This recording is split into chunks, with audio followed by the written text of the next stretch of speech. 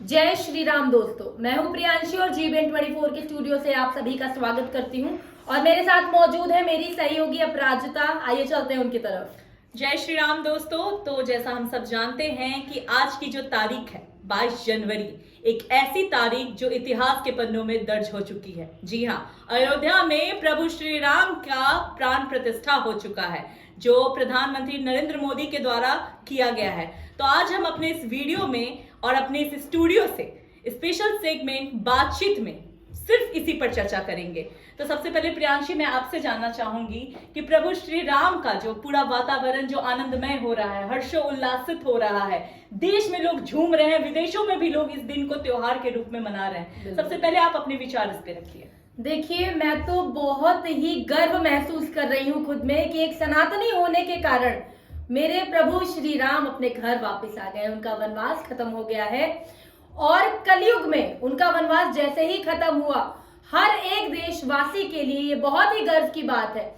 फिर चाहे वो हिंदू हो, मुस्लिम हो, सिख हो, ईसाई हो, मुझे ऐसा लगता है कि सभी धर्मों का उतना ही आदर होना चाहिए सभी की नजरों में। और प्रभु श्री राम मेरे सबके हैं, तो प्रभु श्री राम के आगमन पे सभी को सबसे पहली बात बधाई। और मेरे पूरे देशवासियों को बधाई देते हुए मैं बताना चाहूंगी कि मैं बहुत ही गौरवान्वित महसूस कर रही हूँ। और 500 साल के संघर्ष के बाद हमारे प्रभु श्री राम अपने घर वापस आए हैं, तो क्यों ना हो ये गर्व की बात। क्या कहते हैं? बिल्कुल बिल्कुल। और सबसे बड़ी बात मैं यहाँ पे ये मेंशन करना चाहूंगी कि हम उस जनरेशन से आते हैं जो ये चीज साक्षात देख पा रहे हैं, प्रभु का लौटना अपने नगरी।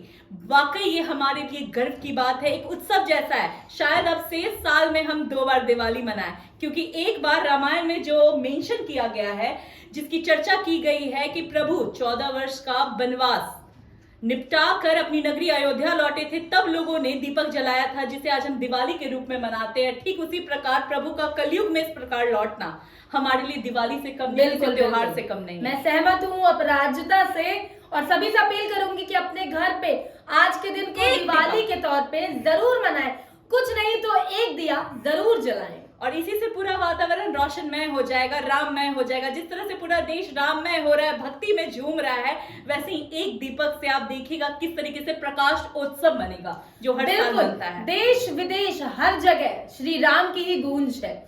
और अपराजिता, अगर बात करें वहां के शिल्पकारों की, तो आप देखेंगे कि वहां पे 392 स्तंभ है और 44 दरवाजे हैं और सभी पर देवी देवताओं के ना आकृतियां बनी हुई। इस पर कुछ कहना चाहेंगे आप कि किस प्रकार से शिल्पकारों ने अपनी कला दिखाई है उस पे? देखिए प्रियांशी, आपने जो बातें अभी उठाई हैं बिल्कुल सही बातें उठाई हैं, लेकिन अगर आप भारत में मौजूद जितने भी मॉन्यूमेंट्स हैं, जितने भी आप तीर्थ स्थल देखेंगे, जैसे कि मध्य प्रदेश में एक जगह है खजुराहो, खजुराहो में भी इस तरीके के शिल्पकारों के द्वारा आकृतियां बनाई गई हैं देवी देवताओं की। तो हमें चलिए, पहले तो मैंने खजुराहो की बात की, आप बात कर लो तो महाराष्ट्र में आप जाओगे नासिक के तरफ, तो वहां पे 12 ज्योतिर्लिंग में से एक ज्योतिर्लिंग है प्रभु शिव का, शिव भगवान जी का, जिसे हम त्र्यंबकेश्वर कहते हैं। क्योंकि मैं इन जगहों पे गई हूँ पर्सनली, तो मुझे इसके बारे में बहुत ज्यादा अच्छे से पता है। तो वहां पे आप देखोगे कि किस प्रकार से आज के आर्किटेक्चर क्या बनाएंगे जो उस समय में बनाया गया हमारे विश्वकर्माओं के द्वारा। तो बात ही अलग। हाँ, जिसे हम पूछते हैं 17 सितंबर को हम लोग भगवान विश्वकर्मा को पूछते हैं, क्योंकि वो शिल्पकारों के देवता कहे जाते हैं। बिल्कुल। तो इस तरह की आकृति हमें बताती है कि इतिहास में जिस प्रकार से इसे बनाया गया है, कहीं ना कहीं इसमें सत्यता है, कहीं ना कहीं ये चीजें सत्य हैं, तभी ये चीजें वहां पे उनकी बनी है। बिल्कुल। और अगर सैटेलाइट के थ्रू देखा जाए तो 2.7 एकड़ में फैला हुआ है राम मंदिर। कितना भव्य होगा ये मंदिर। 3 मंजिला का मंदिर है ये। और सोचिए, उसके कार्यक्रम की अगर बात की जाए तो प्रधानमंत्री नरेंद्र मोदी जी के द्वारा उसका उद्घाटन किया जा रहा है। और कितने वहां पे अभिनेता मौजूद हैं या कितने दिग्गज लोग वहां पे मौजूद हैं, अपराजिता जी हमें बताएंगी। अभी वहां पे अभी जैसे खबर आई है कि मुकेश अंबानी पहुंच चुके हैं।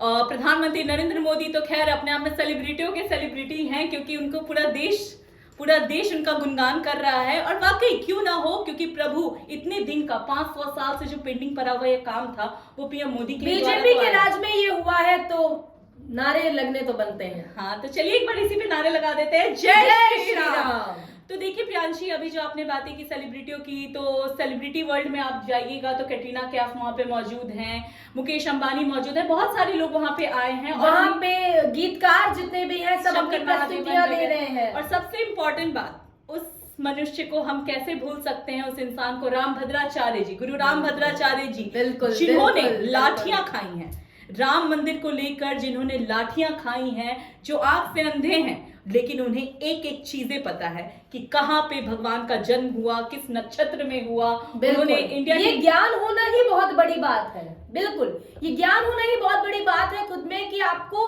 बारीक से बारीक चीज पता हो अपने प्रभु श्री राम के बारे में। इससे पता चलता है कि वाकई उनके वो भक्त आध्यात्मिक हैं। गुरु हैं। बिल्कुल। तो सबसे, और यहाँ पे मैं एक और आपसे बात करना चाहूंगी प्रियांशी, कि राम जन्मभूमि की जो बातें होती हैं, तो इस पे सबसे ज्यादा हम क्या खुश होंगे? सबसे ज्यादा अगर कोई खुश होगा, बहुत वो अच्छी है तरह से हमारे हनुमान हनुमान जी। जी। हमारे और हनुमान हनुमान जी जी। झूम रहे होंगे, पता नहीं किस रूप में वो वहां पे कहते मौजूद हैं, होंगे। अपराजिता कहते हैं कि हनुमान जी अभी भी कलयुग में मौजूद हैं। जी तो बिल्कुल। देख तो रहे होंगे, शायद राम मंदिर के प्राण प्रतिष्ठा के कार्यक्रम में मौजूद भी होंगे। शायद नहीं प्रियांशी, बिल्कुल मौजूद होंगे। जी बिल्कुल। उनके राम घर आ रहे हो और वो मौजूद ना हो, वो कैसे ही हो नहीं सकता है? और मैं यहाँ पे एक कहानी बताना चाहूंगी जो मेरी मम्मी मुझे बताती थी, कि पहली बात तो हनुमान जी को शिव जी का 11वां रुद्र का अवतार माना जाता है। को यह वरदान है, शिव जी को यह वरदान है कि कलयुग का जब तक अंत नहीं होता तब तक शिव जी यहाँ पे मौजूद रहेंगे। बिल्कुल। देखिए और कितनी बड़ी बात बताई है, कितनी इंफॉर्मेटिव बात बताई है हमें अपराजिता ने। अध्यात्म पढ़ना बहुत जरूरी है। जी बिल्कुल, और मैंने पढ़ा है, इसलिए मैं आपको ये बताना चाहती हूँ कि ऐसा माना जाता है और शायद रामायण में भी मौजूद है, क्योंकि मैंने सुना है अपनी मम्मी के मुंह से ये स्टोरी, कि रामायण में ये बातें लिखी गई हैं कि जहां पे भी राम का नाम होगा, हनुमान जी अपने आप वहां दौरे में चले आते हैं। आप यहाँ पे गीत गाना शुरू कीजिए, अगर हनुमान जी ना आ गए तो मेरा नाम बदल दीजिएगा। अगर गीत की बात हो रही है तो चलिए एक गीत मैं आपको सुनाती हूँ। जी बिल्कुल, मैं अभी कहने ही वाली थी, क्योंकि हमारी जो सहयोगी है प्रियांशी, मैं आपको बताना चाहूंगी, अपने दर्शकों को बताना चाहूंगी, बहुत ही अच्छा गाती हैं। तो एक गीत तो राम जी तो पे दो बनती लाइन में है। आप सभी को सुनाना चाहूंगी कि मेरे झोपड़ी के भाग आज खुल जाएंगे, राम आएंगे। आ चुके हैं प्रभु श्री राम, तो जोर से बोलिए जय श्री राम। बंद करो। रुक जाओ।